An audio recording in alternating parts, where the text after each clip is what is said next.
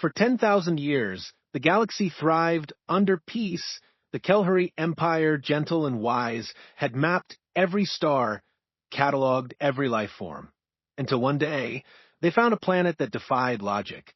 Terra 3, a world so violent, so lethal, it was classified as uninhabitable by every known standard.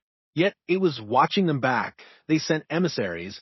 They sent signals. They received silence until a message came through, just 3 words. We are coming. The galaxy didn't know who would answer the call. They expected saviors. They got Deathworlders. Asterisk, the silent watchers, the peaceful empire commander. Zara Velness floated gracefully through the crystal corridors of the research station Harmony's dream. Her 6 slender arms moved with practiced elegance as she reviewed the daily reports on her bioluminescent tablet. The Kelhari had built their civilization on the principles of knowledge, peace, and cooperation. For over 3,000 years, they had explored the galaxy, making friends with every species they encountered. The station orbited a beautiful blue star in the Outer Rim territories, far from the bustling core worlds of the Kelhari Empire. Zara's team of 40 researchers represented 12 different species, all working together to map uncharted star systems. Their mission was simple: find new worlds, catalog any life they discovered, and extend invitations to join the Galactic Cooperation Council. Dr. Thane Christek, a tall, crystalline being from the Silicon Reaches, approached Zara with excitement radiating from his translucent body. His species communicated through color patterns that shifted across their surface like living rainbows. Today, his colors pulsed with the bright yellows and oranges that indicated major discoveries. Commander Velness, Thane said in his musical voice, "We have found something extraordinary in grid section 847. The long-range sensors have detected a star system with planets, but the energy readings are unlike anything in our databases." Zara's large, dark eyes focused on Thane with interest. The Kelhari had evolved on a low-gravity world with gentle weather, giving them tall, graceful bodies and enhanced senses. Their pale blue skin could detect subtle changes in electromagnetic fields, which made them excellent navigators and scientists. "Show me the readings," Zara requested, following Thane to the main sensor station. The display screen filled with data that made Zara's skin tingle with amazement. The star system contained 7 planets, with the third, one showing signs of massive technological activity.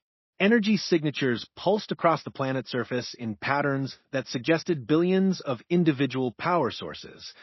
"This indicates a highly advanced civilization," observed Dr. Keth Moonwhisper, the station's xenobiologist. Keth belonged to a species of peaceful telepaths whose soft, furry appearance concealed one of the most brilliant minds in the galaxy. But look at these environmental readings. Zara studied the atmospheric data and felt her blood turn cold. The planet's surface temperature varied wildly from frozen wastelands to burning deserts. Massive storms raged across continents. Tectonic activity showed constant earthquakes and volcanic eruptions. The gravity was nearly 3 times what most galactic species could survive. "This is a Class X death world," whispered Dr. Elnera Starweaver, their cultural specialist. Elnera's people were energy beings who had transcended physical forms centuries ago, existing as gentle patterns of light. No intelligent life could possibly survive on such a hostile planet. Thane's colors shifted to confused purples and greens. But the energy signatures clearly indicate massive cities, transportation networks, and what appears to be spacefaring technology. The readings suggest a population in the billions. Zara made a decision that would change the course of galactic history. "Prepare a first contact package. We will send standard greeting messages in all major galactic languages. If there truly is intelligent life on that world, they deserve to know they are not alone in the universe." The impossible world 3 days later, the research team had compiled a comprehensive greeting message. It contained mathematical concepts, star charts, peaceful intentions, and invitations to join the galactic community. They broadcast it toward the mysterious planet using subspace communication arrays that could reach any corner of the galaxy. The response came faster than expected. But it was not what they had hoped for. Unknown vessels, came a voice speaking perfect Kellery. You have entered restricted space. Your transmissions have been received and analyzed. Maintain your current position and await further instructions. The entire research station fell silent. Zara's skin flushed with shock patterns. They speak our language, she whispered. But how is that possible? We have never made contact with this system before. Dr. Moonwhisper's telepathic abilities detected something that made his fur stand on end. Commander, I am sensing something very unusual about these beings.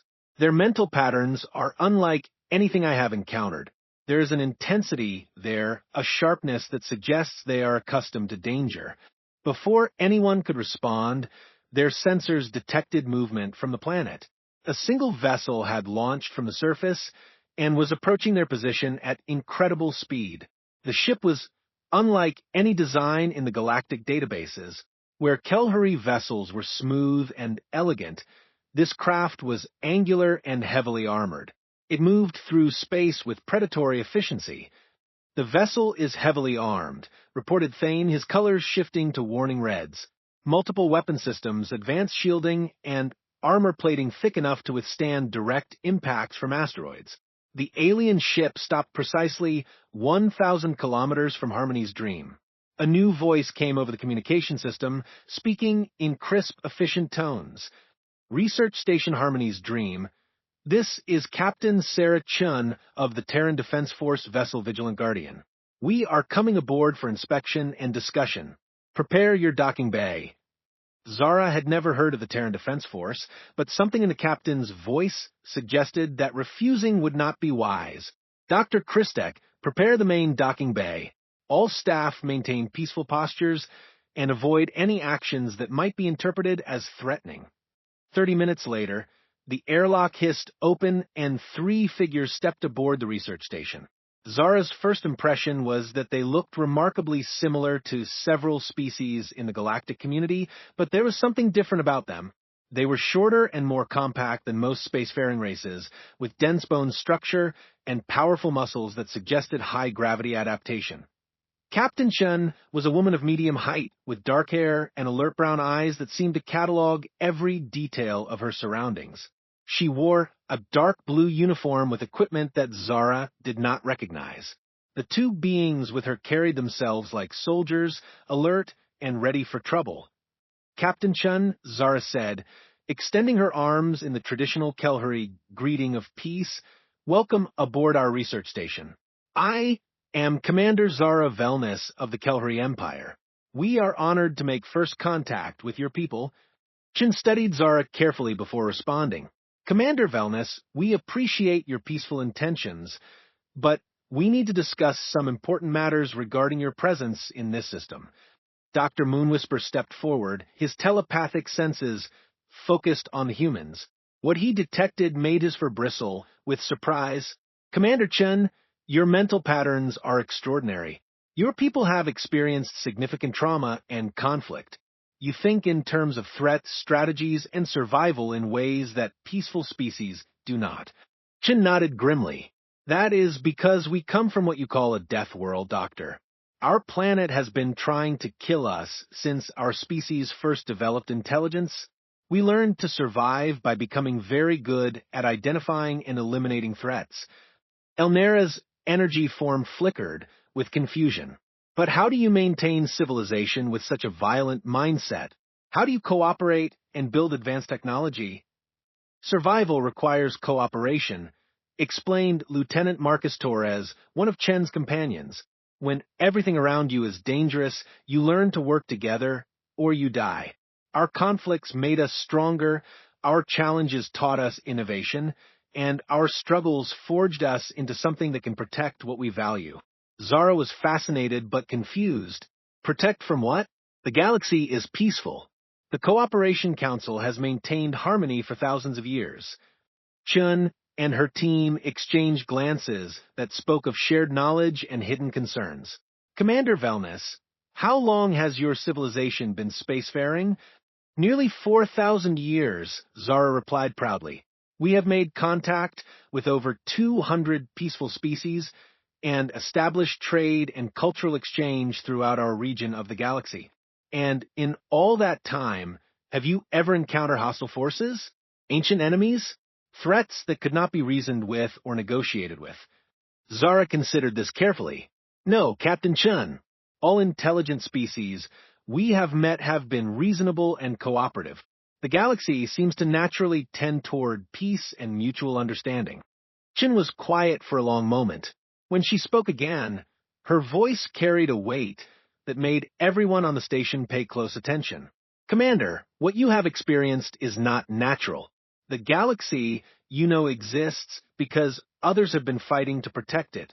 Your peaceful civilizations have been shielded from threats you cannot imagine. The hidden war DR. Christek's colors shifted to skeptical blues and grays. Captain Chun, what kind of threats are you referring to? Our long-range sensors have mapped most of this galactic region. We would have detected any hostile forces. Lieutenant Torres activated a small device that projected a three-dimensional star map. The display showed the galaxy from a perspective that none of the researchers had ever seen before. Red zones marked areas where something had gone terribly wrong. These sectors, Torres explained, were once inhabited by thriving civilizations, peaceful species like yourselves with art, culture, science, and philosophy.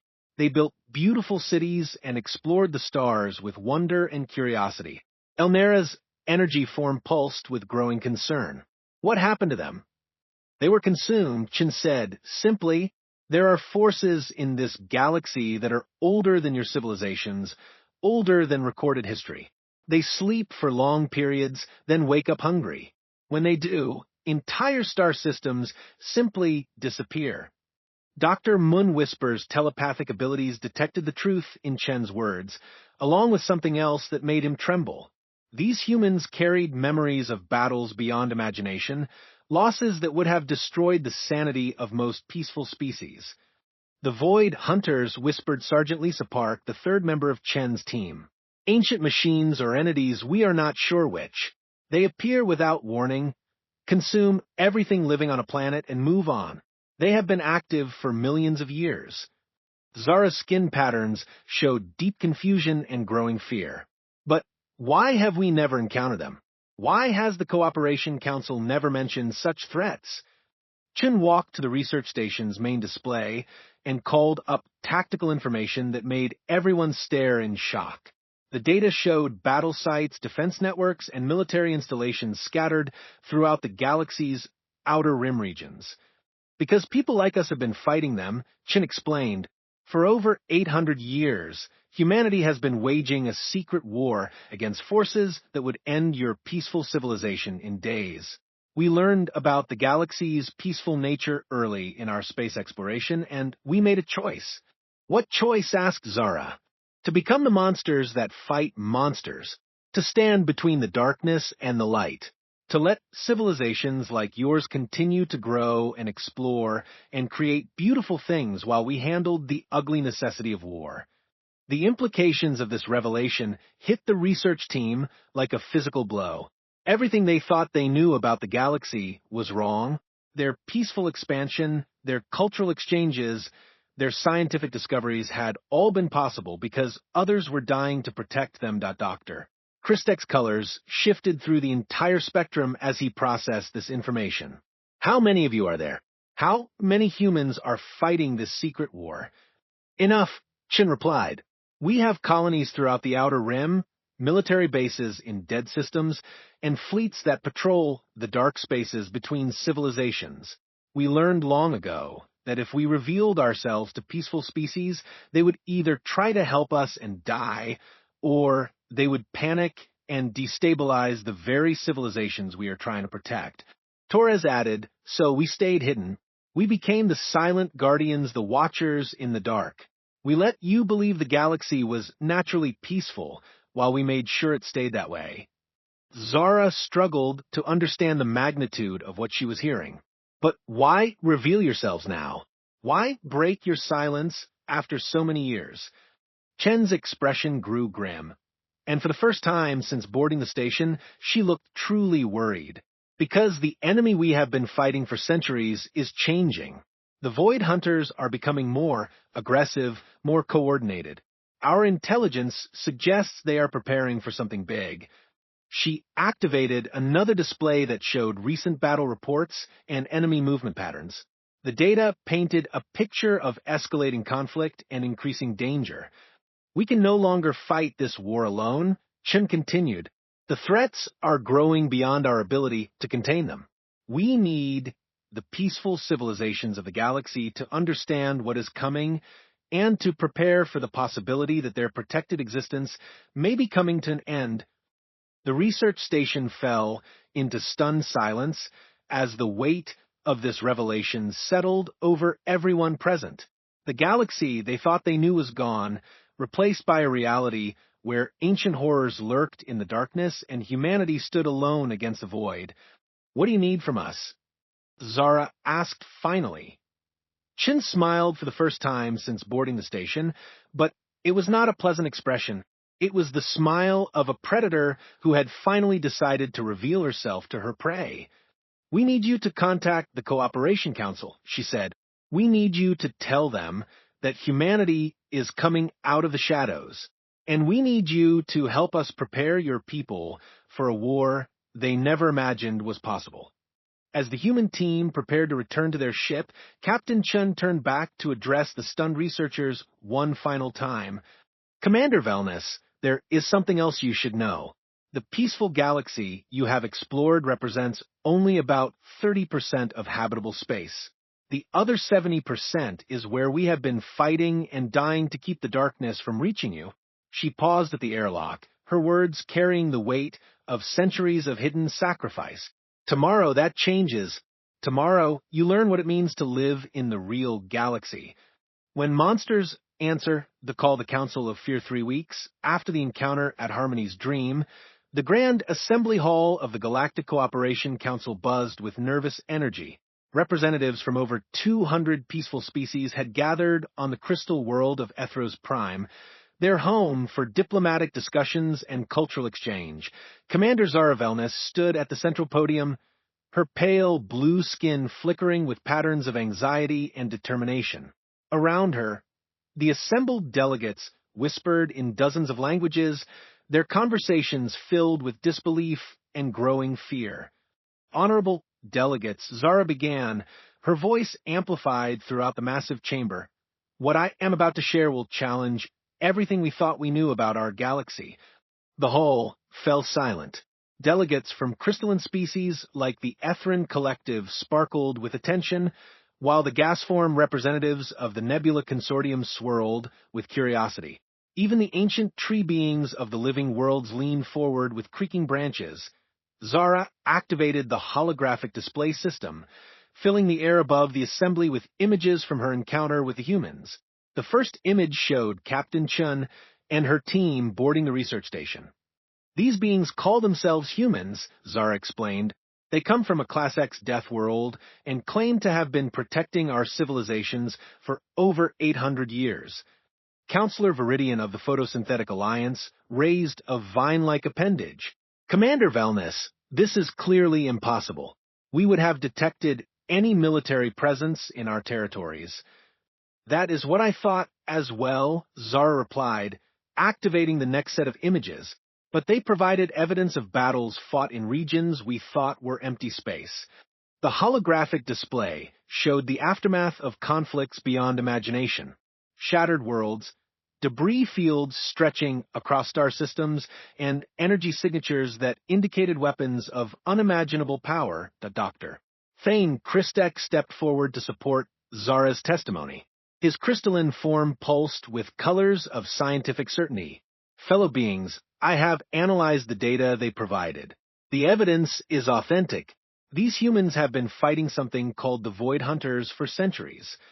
A wave of concerned murmurs swept through the assembly.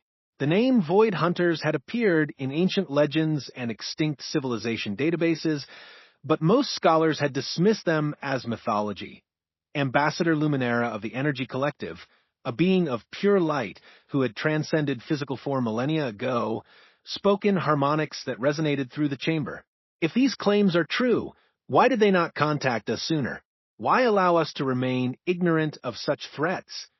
Before Zara could answer, the chamber's security systems activated with urgent warnings. The peaceful melodies that normally announced visitors were replaced by harsh alarms that had never been heard in the council chambers. Unknown vessels approaching Ethros Prime announced the automated defense grid.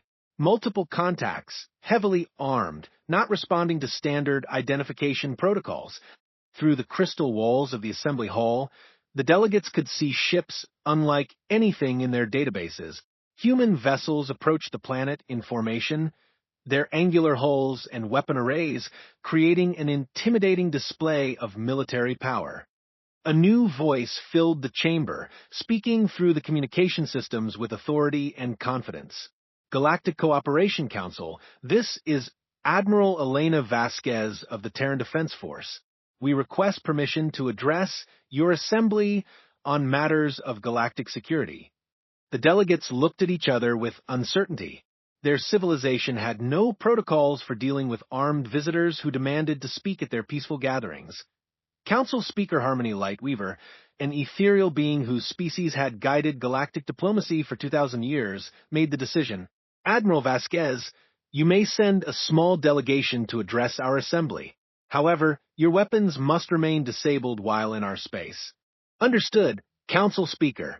Our weapons are powered down, but they remain ready. Given what is coming, you will want them to stay that way.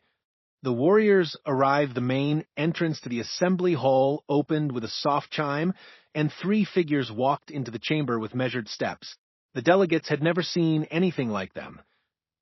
Admiral Elena Vasquez was a tall woman with silver-streaked hair and eyes that seemed to catalog potential threats even in the peaceful environment of the council chambers. Her dark blue uniform bore markings and symbols that spoke of campaigns fought and victories earned. Beside her walked General Marcus Chun, whose scarred hands and alert posture indicated a lifetime of combat experience. The third figure surprised everyone. Dr. Sarah Kim appeared to be a scientist carrying data tablets and wearing civilian clothes, but she moved with the same predatory awareness as her military companions. Honorable delegates, Admiral Vasquez began without preamble.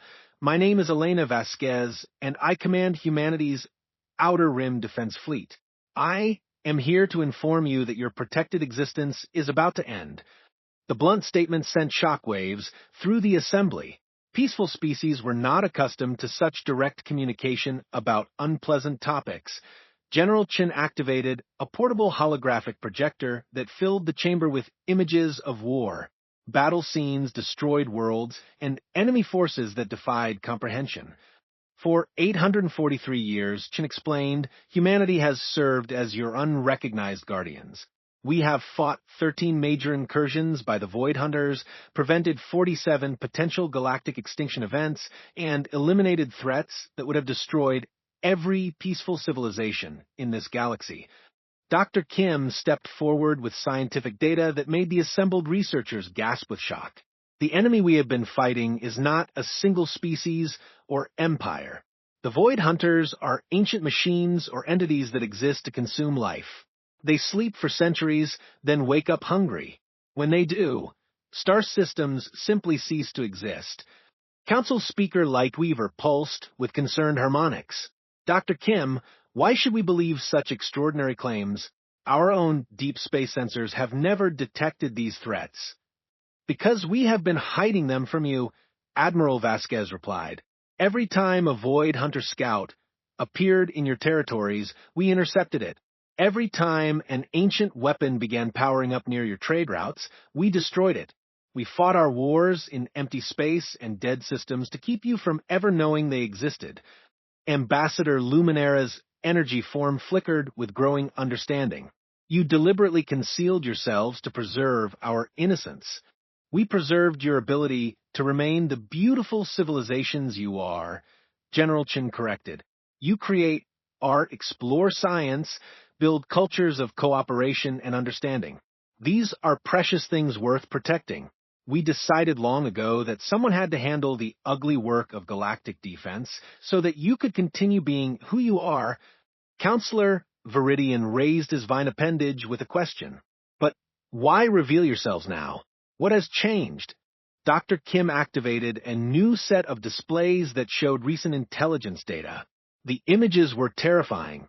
Massive fleets of unknown vessels moving through distant regions of space, ancient installations coming online after millions of years of dormancy, and energy signatures that indicated something vast and hostile was awakening. The Void Hunters are mobilizing for what our analysis suggests is a final harvest, Dr. Kim explained. They are coordinating their forces in ways we have never seen before. They are preparing to consume not just individual worlds, but entire galactic civilizations.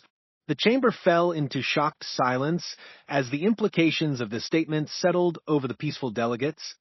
Admiral Vasquez continued the briefing with military precision. Our projections indicate that this mobilization will occur within the next 6 to 8 standard months. When it begins, the isolated conflicts we have been fighting will become a galaxy-wide war of extinction. What do you propose we do? Asked Dr. Christek, his crystalline form pulsing with worried colors. Learn to fight, General Chun said. Simply, the reaction from the assembly was immediate and negative. Peaceful species throughout the chamber expressed shock, revulsion, and outright refusal to consider military action. We do not fight, declared Ambassador Serenity of the Meditation Worlds. Our civilizations have transcended violence. We solve conflicts through discussion and compromise. You cannot discuss with the Void Hunters, Admiral Vasquez replied firmly. They do not negotiate, they do not compromise, and they do not care about your peaceful intentions. They exist to consume life, and they will devour every civilization in this galaxy unless someone stops them. Council Speaker Lightweaver attempted to find a diplomatic solution. Surely there must be alternatives to warfare. Could we not evacuate threatened populations? Could we not hide until the danger passes? Dr. Kim shook her head sadly. Council Speaker, the enemy we face has consumed galaxies. There's nowhere to hide, and there are not enough ships in existence to evacuate the trillions of beings who would be targeted. The impossible choice. The assembly hall erupted in dozens of conversations as different species debated among themselves. Some delegates expressed willingness to learn about defense, while others insisted that their peaceful nature made cooperation impossible. Admiral Vasquez waited patiently for the discussions to settle before speaking again. Honorable delegates, I understand this is difficult. Your civilizations have evolved beyond violence, and that is a beautiful thing. But evolution that does not account for environmental threats leads to extinction. She activated a final holographic display that showed the full scope of humanity's hidden military infrastructure. Space stations armed with weapons beyond imagination, fleets of warships patrolling empty systems, and soldiers training for battles that most peaceful species could not comprehend. We are not asking you to become warriors, Admiral Vasquez explained. We are asking you to let us teach some of your people how to defend what you have built. We are asking for permission to bring our defensive capabilities out of the shadows and integrate them with your civilizations. General Chen added, we have learned that peaceful beings can be trained for defensive operations without corrupting their essential nature. You can learn to protect what you love without becoming the monsters you fear. Dr. Luminera pulsed with curious energy. What would such training involve? Dr. Kim stepped forward with detailed plans. We propose establishing joint training facilities where volunteers from your civilizations can learn basic defensive tactics, emergency protocols, and evacuation procedures. We would also share our early warning systems and defensive technologies. Most importantly, Admiral Vasquez continued, we want to end the secrecy. Your people deserve to know what is coming and to have some control over their own defense. The debate that followed lasted for 3 days. Some species volunteered immediately to participate in joint defense initiatives. Others required extensive discussion and cultural consultation. A few declared that they would rather face extinction than compromise their peaceful principles. That on the 3rd day, Council Speaker Lightweaver called for a formal vote.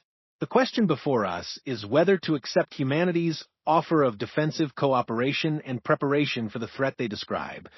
The voting process took hours as each species representative considered the impossible choice between their cherished pacifism and the survival of their civilizations.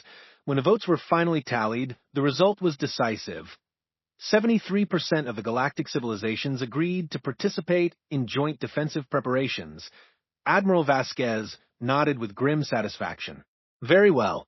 We will begin immediately. Dr. Kim will coordinate the establishment of training facilities and the sharing of defensive technologies.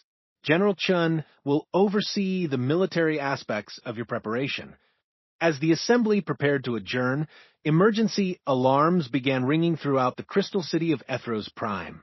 The early warning systems that humanity had secretly installed decades earlier were detecting something that made even the humans look concerned. Admiral called a voice over the communication system. This is Captain Rodriguez aboard the TDF Vigilant. We have multiple contacts dropping out of hyperspace at the system's edge. Configuration matches Void Hunter Scout formations. The peaceful delegates looked at each other with growing terror as the reality of their situation became clear. Admiral Vasquez's expression hardened into the face of a predator preparing for battle. General Chun, begin immediate evacuation of non-essential personnel. Dr. Kim, activate the hidden defense platforms. All Terran Defense Force vessels prepare for combat. She turned to address the stunned assembly one final time. Honorable delegates, this is what we have been protecting you from. Today, you get to see why your peaceful galaxy needed monsters like us. The crystal walls of the assembly hall began to glow as hidden human weapons systems came online throughout the Ethros system. For the first time in galactic history, the peaceful civilizations were about to witness humanity in its true element: war. Outside the Crystal Dome, human warships took defensive positions around the planet while their crews prepared for battle with enemies that had been consuming civilizations since before recorded history began. The age of hidden protection was over. The real galaxy was about to reveal itself, and only the monsters of humanity stood between peace and extinction.